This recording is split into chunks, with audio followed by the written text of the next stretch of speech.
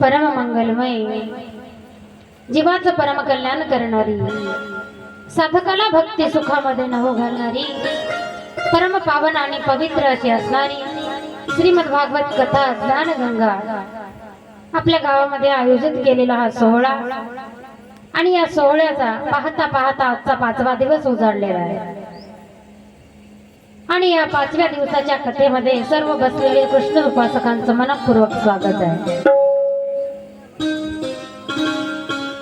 श्रीमद भागवत महापुराण कथा श्री शुकाचार्य मुनी राजा परीक्षितीला सांगत आहे।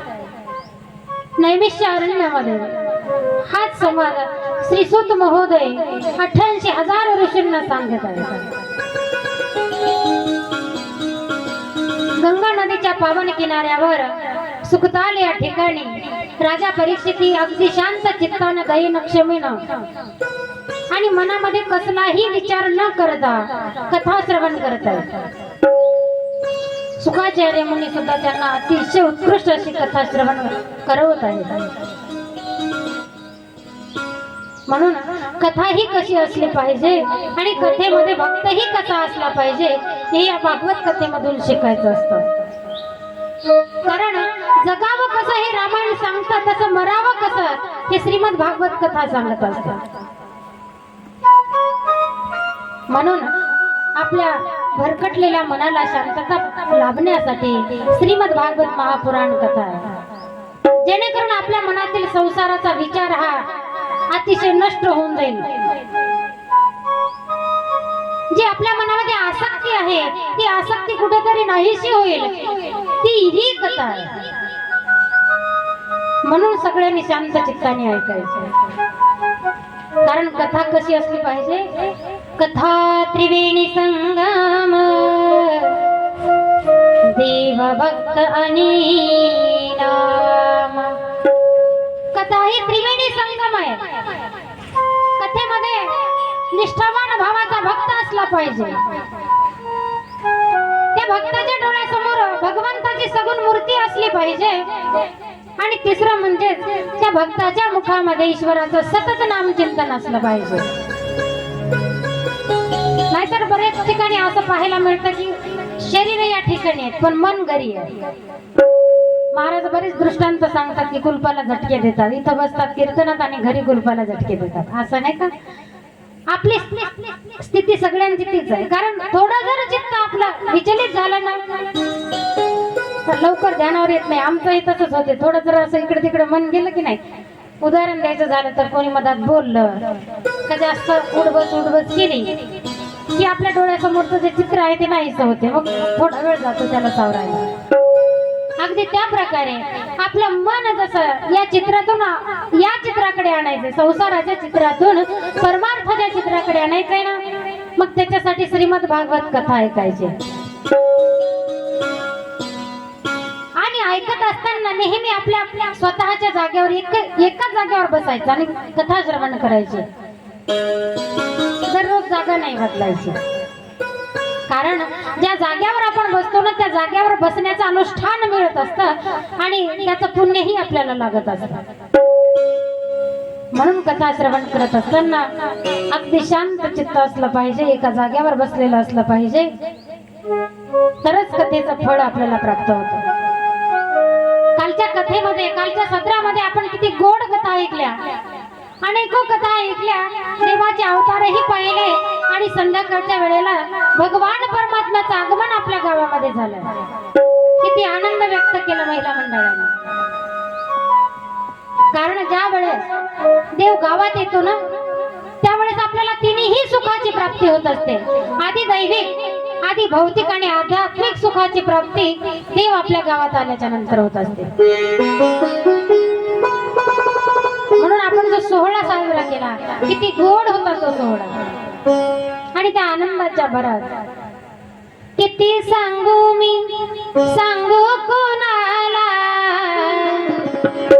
किती सांगू मी, सांगू कोणाला, आज आनंदी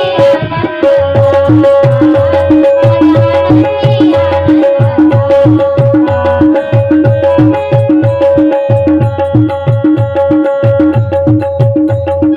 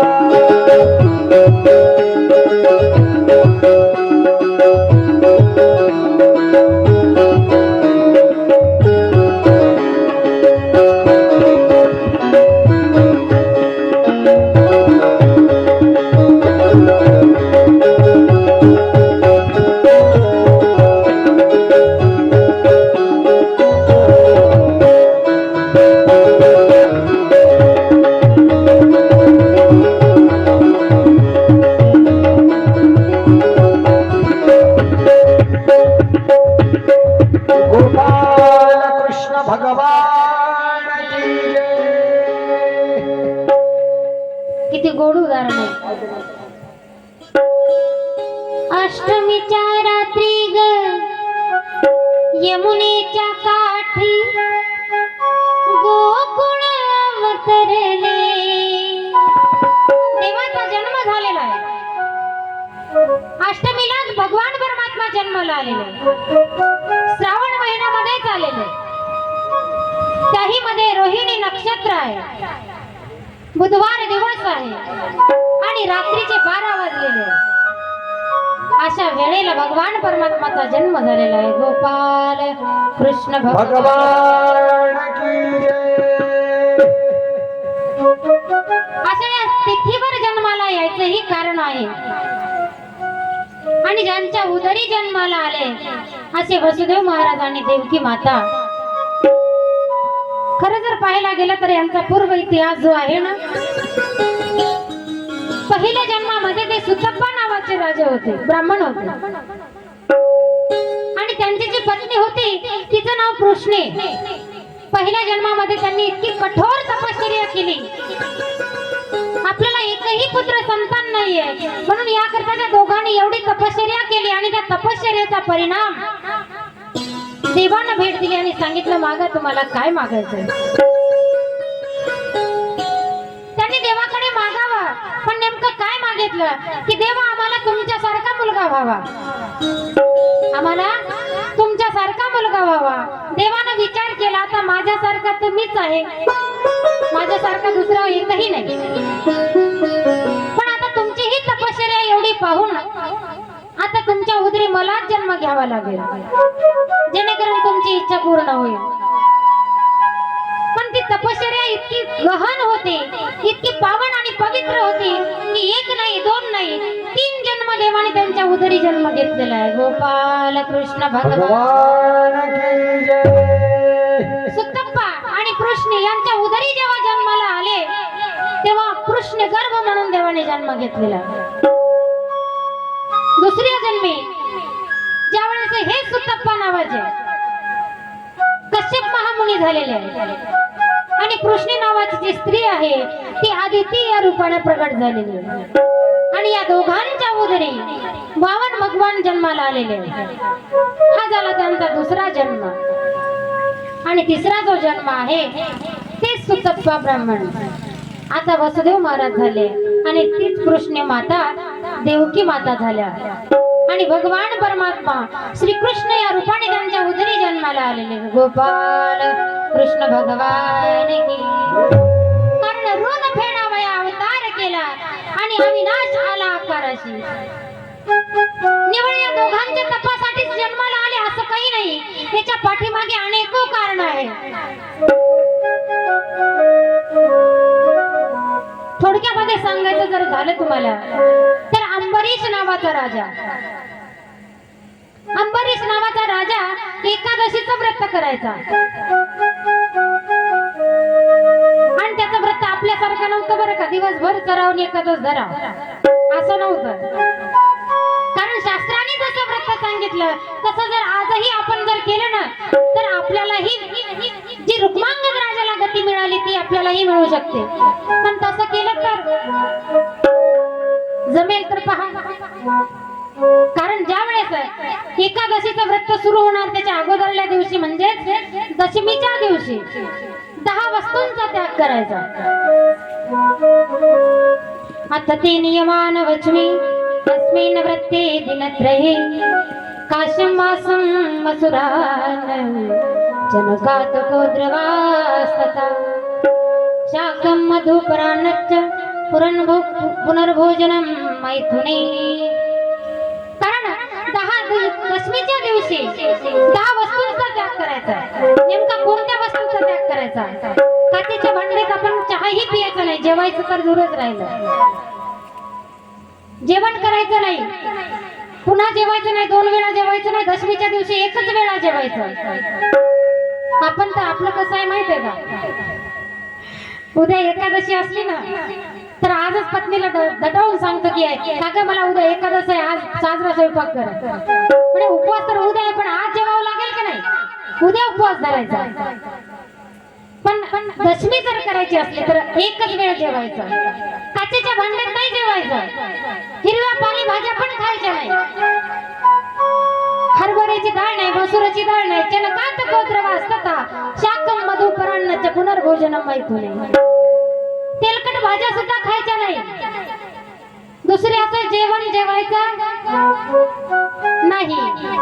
आता आमचं सोडून द्या, आम्हाला बाहेर गावी गेले की दुसऱ्याच खावं लागतं नाही का, कारण आपल्याला होणारच नाही हे व्रत. स्त्री संग त्या दिवशी नाही झाला पाहिजे. अशा 10 वस्तूंचा जर आपण त्याग केला ना तर आपलं व्रत पूर्णत्वाला जातं. तसंच एकादशीच्या दिवशी आपण 11 वस्तूंचा त्याग करायचा आहे. कोणत्या आहेत त्या 11 वस्तू?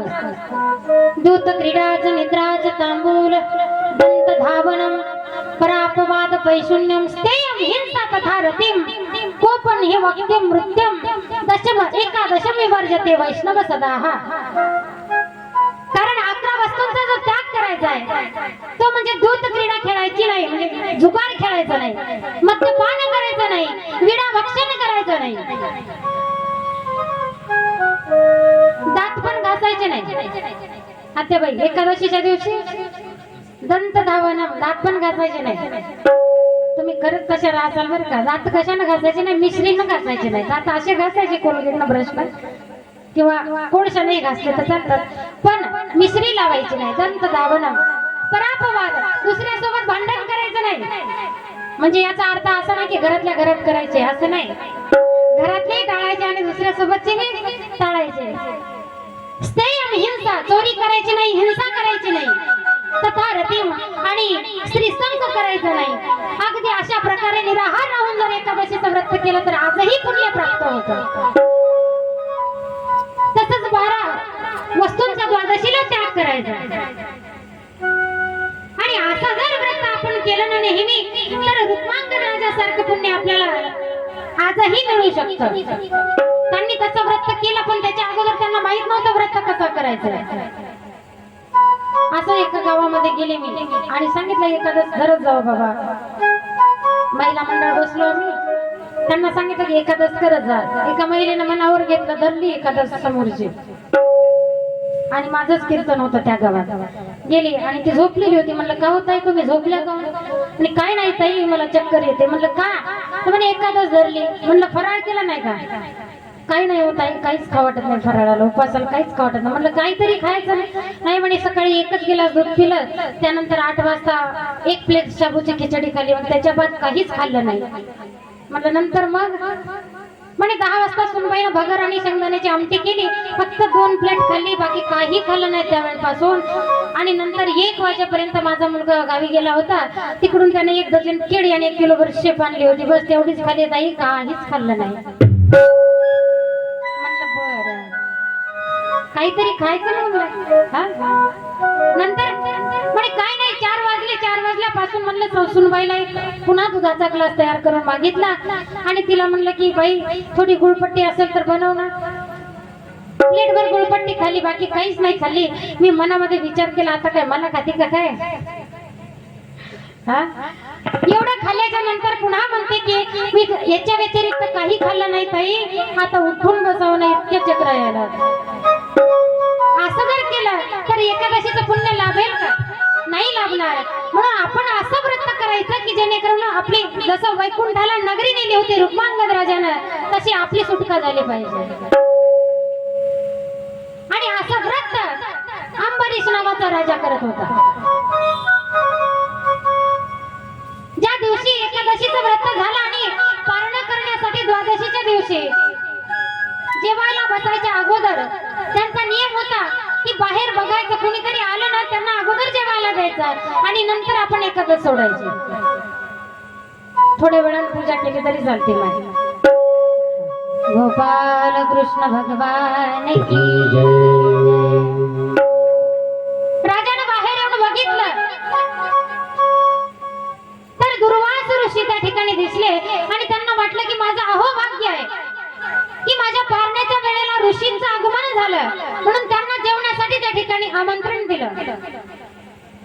काही हरकत नाही म्हणले, येतो मी जेवायला.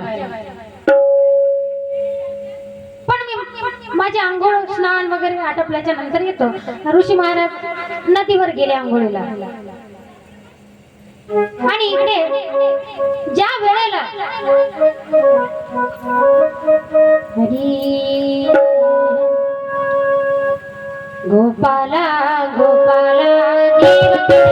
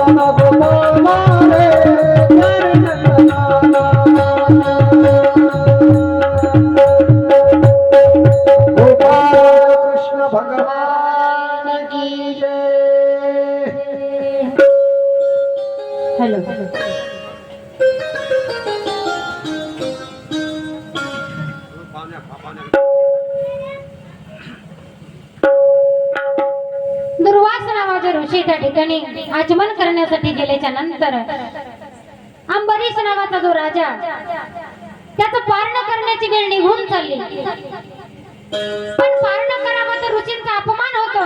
जेवायला सांगितलं आणि आपण त्यांच्या अगोदर जेवायचं, ही अपमानाचीच गोष्ट आहे का नाही? म्हणून वाट बघावा तर आपली वेळ निघून चालली, आपला नित्य नेम जाणार आहे. याकरता अंबरीश राजाने थोडस पाणी घेतलं आणि पाणी पिऊन पारण केलं. फक्त काय केलं होतं? पाणी पिलं होतं. लक्षपूर्वक ऐकत जा बरं. आणि दुर्वास ऋषी त्या ठिकाणी आल्याच्या नंतर त्यांना कळालं की राजानं पारण सोडलं. राग आला म्हणे, राजा असा माझा अपमान करायचा होता तर मला कशाला जेवायला बोलवलं? म्हणे, महाराज माझी पारण सोडायची वेळ निघून चालली होती म्हणून पाणी पिऊन पारण सोडलं. आता तुम्ही जेवण करा. नाही म्हणे, मी जेवणार नाही. राग आला ऋषीला आणि त्या रागाच्या भरामध्ये अंबरीश राजाला शाप दिला की राजा, ज्या करता तू हे व्रत करतोयस ना, तुला असं वाटत असेल की हे व्रत केल्याच्या नंतर माझी जन्म मरणाची रहाट चक्कर चुकणार आहे, पण माझा असा तुला शाप आहे, ज्याच्यासाठी तू व्रत करतोयस ना पुन्हा तुला 10 जन्म घ्यावे लागतील. गोपाल कृष्ण भगवान की. आता असं ऐकल्या बरोबर अंबरीश राजाला राग नाही आला, देवाला राग आला. कारण देवाला अपमान देवाचा जर झाला तर त्याला राग येत नाही, पण त्याच्या भक्ताचा जर अपमान झाला ना त्याला राग सहन होत नाही. लगेच देवाने सुदर्शन चक्र काढलं आणि जसं काढलं तसं दुर्वासा नावाच्या ऋषीच्या पाठीमागे लावलं. मग काय पाहता, ऋषी पुढे आणि चक्र मागे. असं एक नाही, दोन नाही, 1000 वर्ष ऋषी पळाले आणि 1000 वर्ष सुदर्शन चक्र त्यांच्या पाठीमागे. जिथे जाते ब्रह्मदेवाजवळ गेले, ब्रह्मदेवाला सांगितलं वाचवा मला. ब्रह्मदेव म्हणाले माझ्या आटोक्यात नाहीये. शंकराकडे गेले तरी तीच किती. शेवटी त्याला असं सांगितलं की बाबा, ज्याच्या करता तुला हा सुदर्शन चक्र तुझ्या पाठीमागे लागला आहे ना त्याला शरण जा. जोपर्यंत एक वर्ष, जोपर्यंत दुर्वास ऋषी पळाले ना तोपर्यंत राजा हा उपवासीच होता. त्यांनी जेवण नव्हतं केलं, कारण जोपर्यंत त्यांचा आपल्याकडून अपमान झाला, मान होईपर्यंत आपण त्यांना जेव घातल्याशिवाय पाठण सुद्धा करायचं नाही, जेवायचंही नाही. आणि काही कालानंतर दुर्वास ऋषी त्या ठिकाणी आले आणि राजाला शरण गेले. म्हणाले, राजा मला माफ कर, माझ्याकडनं चुकी झाली आहे, मी तुला विनाकारण शाप दिला. पण त्या ठिकाणी देव आले आणि देवाने सांगितलं की राजा, त्या ऋषीने तुला जरी करता शाप दिला तरी तू काळजी करू नकोस. काय शाप दिला होता की 10 जन्म तुला घ्यावे लागतील, पण काळजी करू नकोस, तुझे 10 जन्म मी सोसेल. या करता सुद्धा देवाचा अवतार आहे गोपाल कृष्ण भगवान की जय. म्हणून भक्तासाठी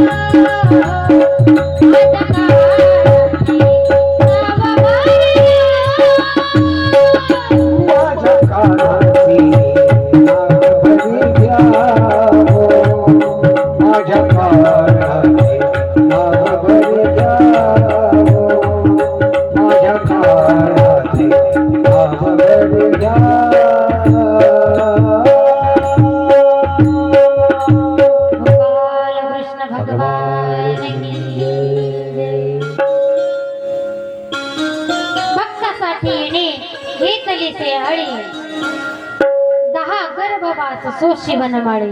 हे 10 गर्भ सोसण्याचं कारण हे आहे. म्हणून असे अनेक अवतार कारण आहेत देवाला अवतार धारण करायचे. आणि देवाचा अवतार कसा आहे तो परिपूर्ण अवतार आहे, परिपूर्णतम.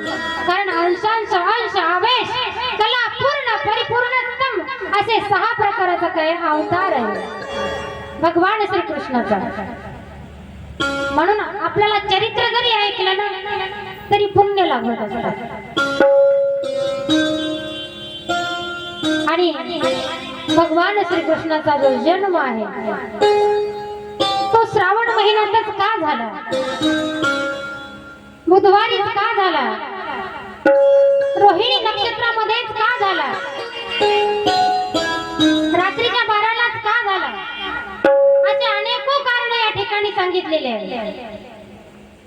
गोपाल कृष्ण भगवान की जय. आपल्या कथेला बाबर किती दुरून मंडळी आलेली आहे. आपल्या काटेकर ताई असतील, आपल्या ठाकूर ताई असतील, अनेक या ताई सुद्धा हानसिंगवरून मंडळी आलेली आहे. आपलं भाग्य आहे बरं का.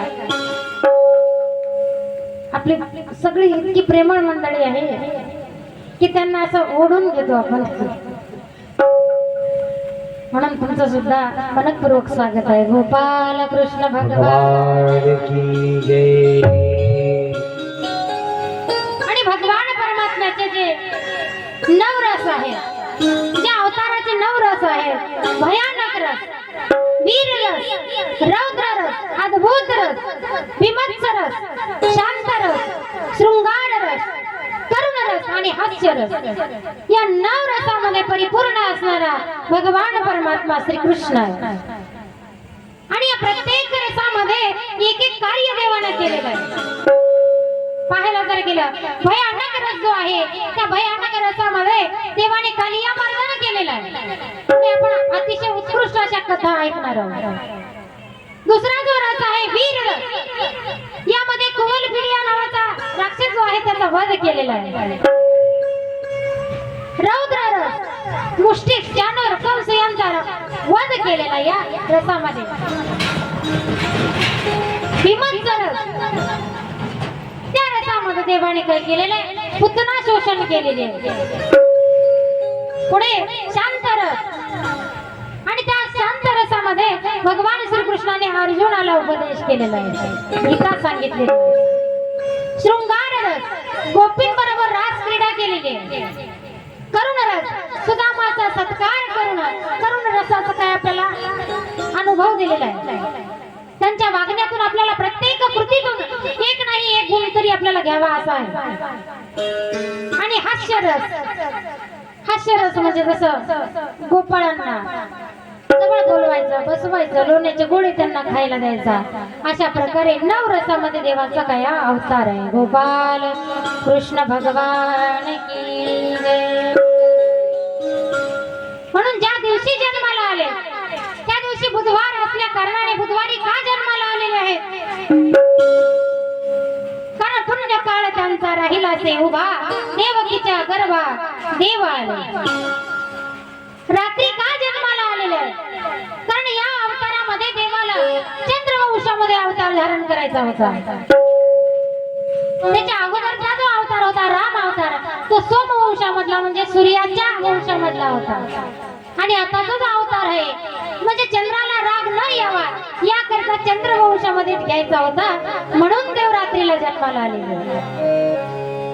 रोहिणी नक्षत्रामध्ये का, तर चंद्राच्या ह्या 27 पत्नी आहेत आणि त्यामध्ये रोहिणी ही मुख्य पत्नी आहे. आणि तसं जर पाहायला गेलं तर वसुदेव महाराजांची पत्नी दुसरी रोहिणी, तिला कदाचित असं न वाटावं की देवाने आवडानिवड केली, देवकीच्या पोटी गेले आणि मला म्हणून रोहिणी नक्षत्रात जन्माला आले. गोपाल कृष्ण भगवान की जय.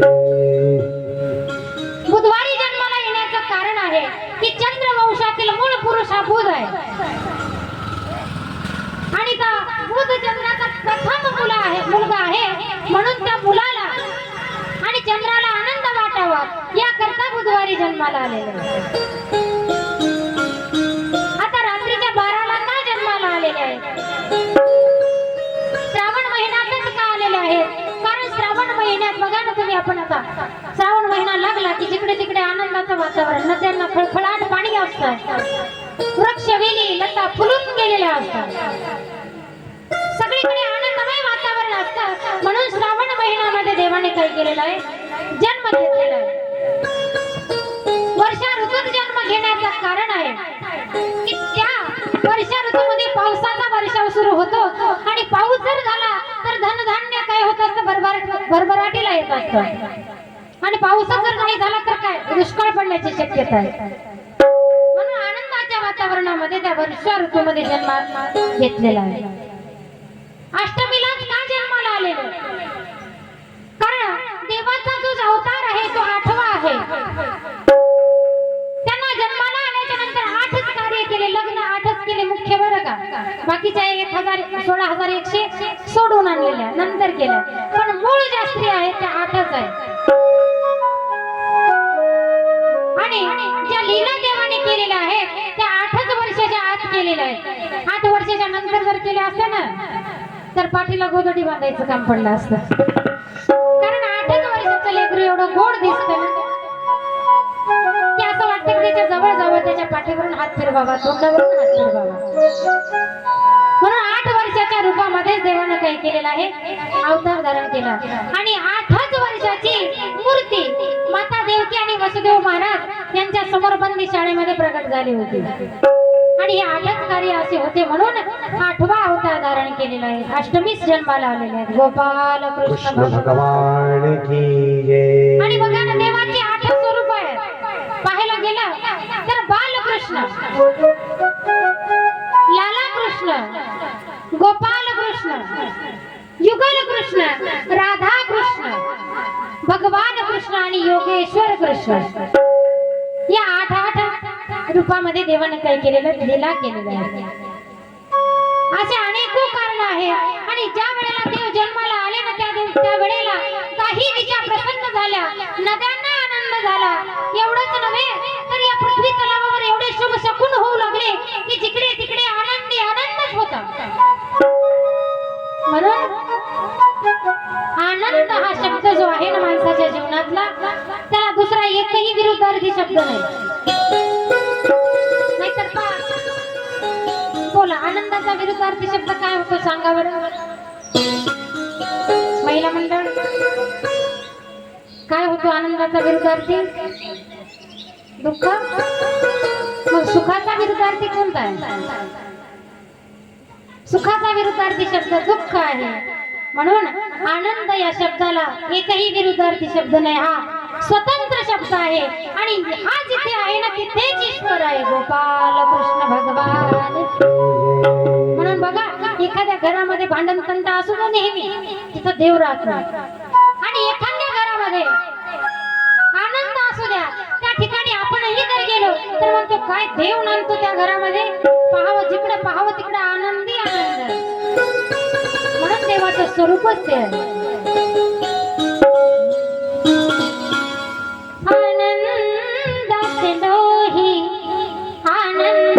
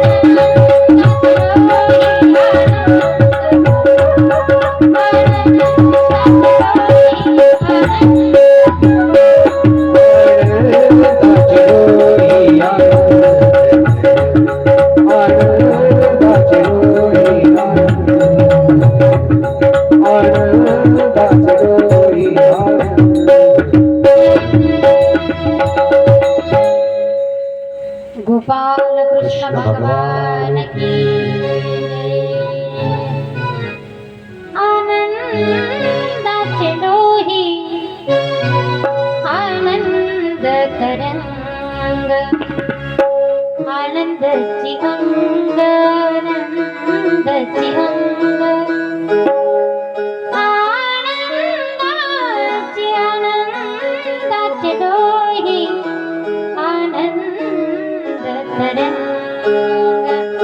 म्हणून जिथे आनंद आहे तिथेच देव आहे. आणि असं असणारं स्वरूप साक्षात भगवान परमात्मा. ज्या दिवशी जन्माला आले त्या दिवशी सर्व गवळणी त्या ठिकाणी जमा झाल्या. आणि नंद बाबाला पुत्र झाला, नंद बाबाला पुत्र झाला. पाहायला नाटी झाली, एक धावी एक पुढे वाटी ताटी सुंट उडे.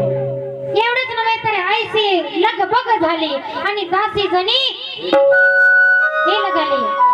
आपल्या गावामध्ये आहे प्रथा हेल घालण्याची, नाही का? गावोगावी नसते, आपल्या इथं आहे. खूप चांगली प्रथा आहे. आता तुम्ही म्हणसाले आता भगवान श्रीकृष्णाचा अवतार आणि दासी जणी नामदेव महाराजाच्या काळातली इथं कशी काय आली? असा प्रश्न मी होतो की नाही सांगेन तुम्हाला.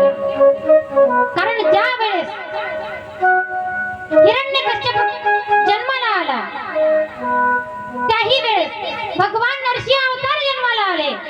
आणि भक्त प्रल्हाद हे काय होते? भक्त होते. आणि त्याही वेळेस पद्मिनी नाम माझे काय हिरण्यकश्यप कुळी नाम प्रल्हाद पद्मिनी नाम माझे श्रेष्ठ दासीचे पद. त्या ठिकाणी पद्मिनी या स्वरूपाने त्या ठिकाणी दासी होऊन होती कोण? जनी जनाबाई. द्वापारी कृष्ण सेवा.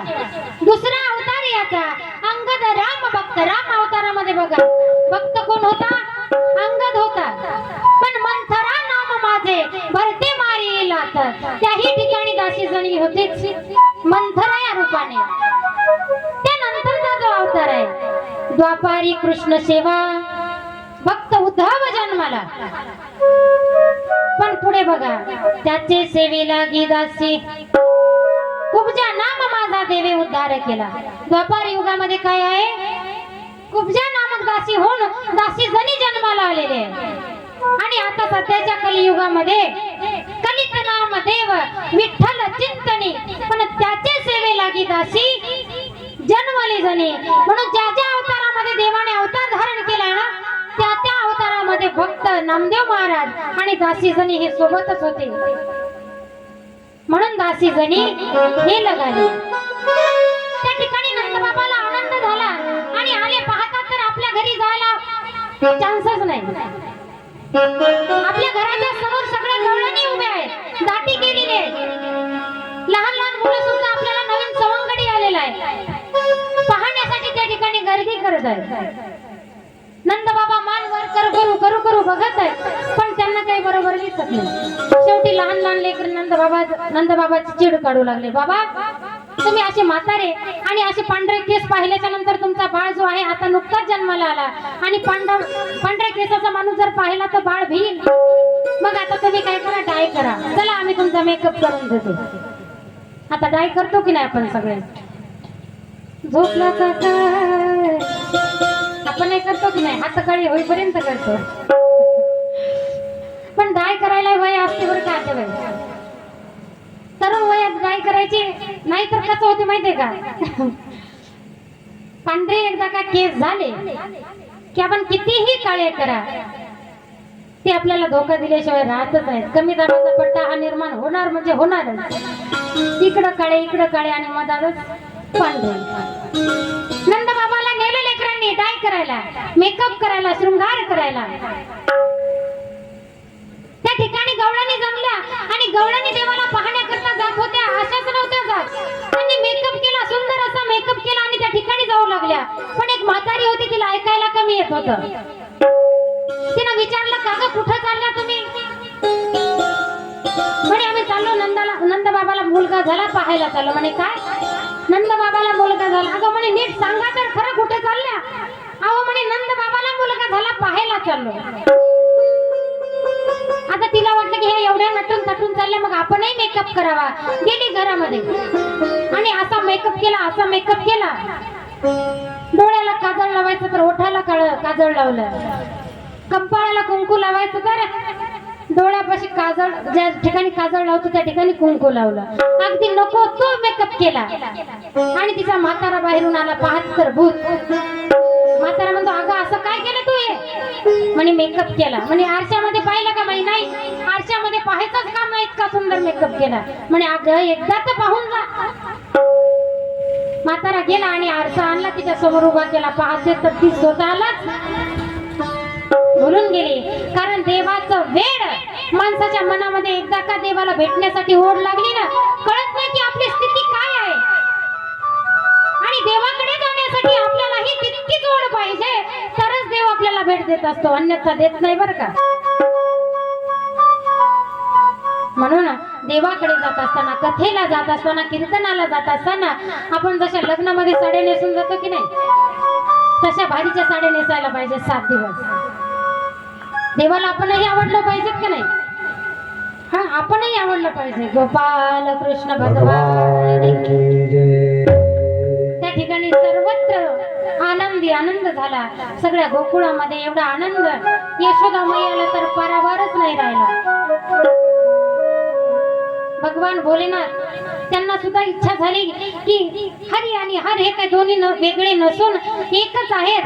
पण हरीने जन्म घेतला, सगुण रूपामध्ये देवाने अवतार धारण केला आणि मला त्या ठिकाणी भेटायला जायचं, पाहायला जायचं तर खरं. पण महादेवाने विचार केला, मी जर या स्वरूपामध्ये या स्वरूपामध्ये जर गेलो तर लोक त्या मुलाला पाहायचं सोडून देतील आणि माझं दर्शन घेत राहतील. आले महादेव. म्हणून वेश पालटला आणि जोग्याचा वेश धारण केला. लांब लांब जटा, पांढरी शुभ्र दाढी, भगवे कपडे आणि त्या ठिकाणी गेले. बाळालाही तितकीच ओढ लागली होती, कारण हरी हरा भेद नाही नका करू आज, एक एकाचे हृदयी गोडी साखरेचे. जेवढी ओढ महादेवाला होती तेवढीच कृष्णाला सुद्धा ओढ होती की मी महादेवाला कधी भेटेन. पण आता महिलाला जायला चान्स नाही, तर या बाबाला कोण जाऊ देते? अशा भैसूर बाबाला नाही, त्यांना मागवा करत बाहेर अंगणाच्या काढून दिला. पण तितक्यामध्ये भगवान श्रीकृष्णाने युक्ती केली आणि एवढा मोठ्याने रडायला सुरुवात केली टहा टहा करून देव रडायला लागले.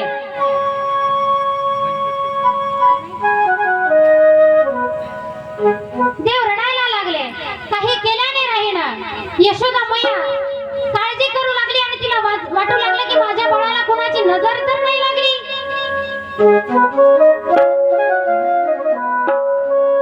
माझ्या कानाला कुणाची बाई लागली नजर. माझ्या कृष्णाला कुणाची बाई लागली नजर. दुष्ट काढी बाई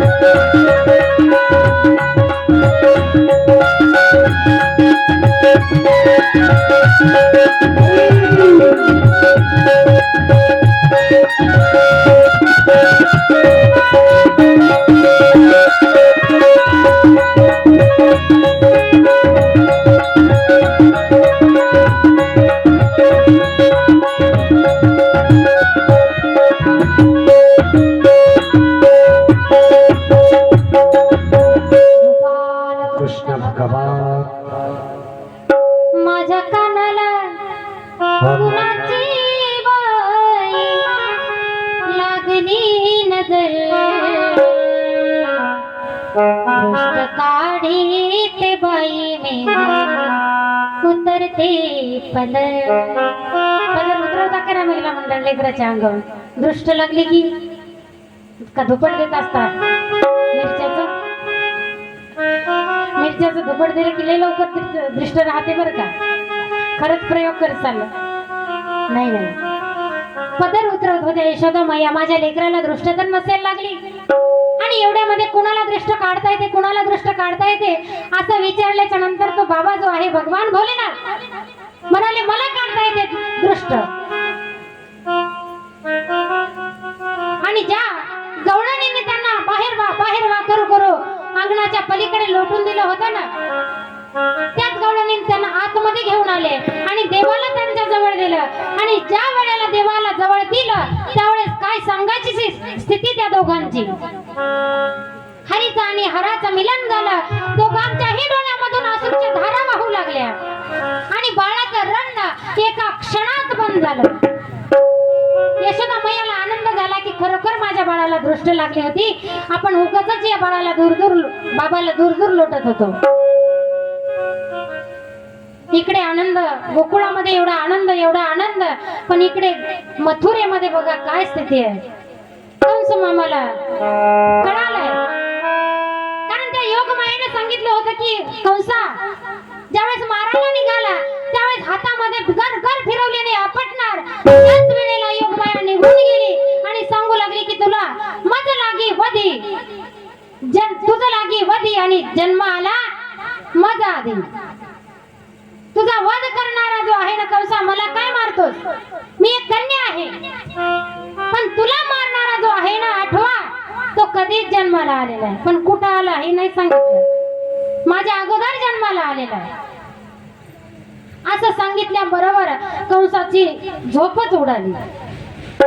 त्याला जेवण गोड लागत नसे, पाणी गोड लागत नसे. जेवायला जर बसलं तर ताटामध्ये आठवा दिसायचा, पाणी जर प्यायला गेला तर पाण्यामध्ये आठवा दिसायचा, झोपायला जरी गेला तर त्याच्या डोळ्यामध्ये डोळे लावले की आठवा दिसायचा. जिकडे पाहावं तिकडे आठवा आठवा आठवा आणि फक्त आठवा. त्यानंतर कंसानं असं एक युक्ती केली की आता या बाळाला कुठेतरी पाहायचं आणि मारायचं. कारण बाळ जन्माला यायला काही जास्त दिवस झाले नाही. कृष्ण जन्माला येऊन 6 दिवस झाले आणि त्या दिवशी कंस महाराजांनी विचार केला आणि लगेच त्यांची बहीण पुतना नावाची राक्षसी त्या ठिकाणी आली आणि म्हणे, दादा काळजी करू नका, काही टेन्शन घेऊ नका, आता तुमची बहीण आली, काही काळजी करू नका, मी आले ना, आता मी शोधून काढेल त्या लेकराला, त्या बाळाला आणि तुमच्या समोर आणेन आणि मारून टाकेन.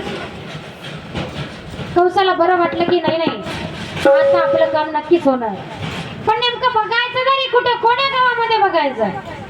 कंसाने सांगितलं ज्या ज्या गावामध्ये या 6 दिवसाच्या आतील मुलं जन्माला आले आहेत ना त्यांना मारून टाका. मग काय, पुतना मावशीने आपल्या स्तनामध्ये विष भरलेला आहे आणि जिथं जिथं तो 6 दिवसाच्या आतला बालक दिसेल ना त्याला दूध पाजून मारून टाकत असेल. असं करत करत करत गोकुळामध्ये प्रवेश केला. गोकुळातली बरीच मुली मारून टाकली आणि चालत चालत चालत चालत एक दिवस एक वेळ नंद बाबाच्या वाड्यामध्ये आली. वाड्यामध्ये आली आणि जोरामध्ये आरोळी ठोकली, यशोदे कुठे आहेस तू? यशोदा बाहेर आली. म्हणे इतकी कडाकून आवाज, मला कोणी दे, हा कोणी मारलेले? बाहेर येते आणि म्हणते, कोण तुम्ही? म्हणे काका मला ओळखलं नाहीस तू? म्हणे नाही, मी नाही ओळखलं. असंच असते म्हणे, मोठे लोक झाले की माणूस गरीबाला विसरून जात असते. असं आहे का बरं? श्रीमंती आली की विसरतात का गरीब माणसं? ती म्हणत होती, अगं आता श्रीमंती आली ना तुझ्या घरी म्हणून तू आपले नातेवाईक सुद्धा विसरते. म्हणे खरोखरच मी तुम्हाला ओळखलं नाही, तुम्ही नेमकं कोण आहात? अगं म्हणे मी तुझी बहीण आहे. म्हणे बहीण मी तरी एकटीच आहे. मी तशी नाही म्हणे, तुझ्या चुलत्याच्या काकाच्या मामाच्या मावशीच्या बहिणीची मुलगी आहे. आता बघा कोण येईल ती, ऐकलं का? गोपाल कृष्ण भगवान. आणि दुरून तुझी बहीण लागते. बरं असू द्या, आणि तुला मुलगा झाला तू मला सांगितलं नाही? म्हणे लक्षातच राहिलं नाही. म्हणे आता तरी दाखव. म्हणे झोपला तो आता. आणि असं म्हणल्याबरोबर देवाला वाटलं पहिलंच ग्राहक आला आणि आता झोपून चालणार नाही. लगेच बाळाला रडायला सुरुवात केली. ती पुतना नावाची राक्षसी म्हणत होती, का ग यशोदे तू तर म्हणली बाळ झोपला, तू तर पाळण्यातच आहे आणि रडत आहे, खोटं बोलतेस का? बघू द्यायचा नाही का मुलगा? तसं काही नाही म्हणे, झोपला होता पण आताच उठला. दाखव म्हणे, मला बघायचं आहे. गेली बघायला, बाळाला हातामध्ये धरलं, पाहिलं तर एवढं रूप सुंदर होतं देवाचं, एवढं सुंदर रूप की पाहिल्या बरोबर मनाला वेड लागणार आहे. सावळे रूपडे चोरटे चिताचे सावळे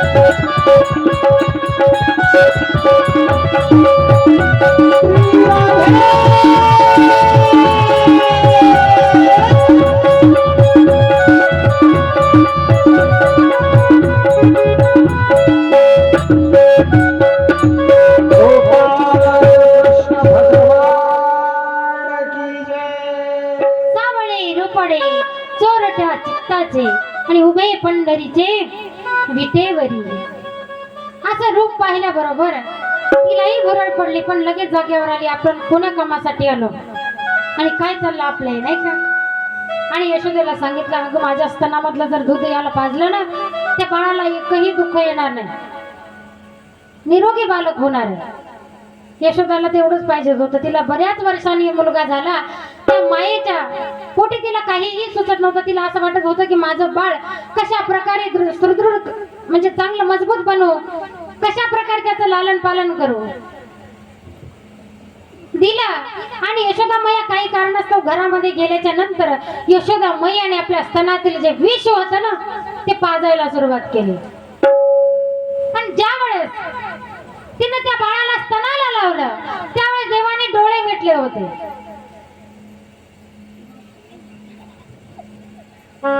गोपाल कृष्ण भगवान. बाळाने डोळे लावण्याचे 21 कारण, त्यापैकी मी काही तुम्हाला सांगून जाईन. बाळाने का डोळे लावलेले आहेत?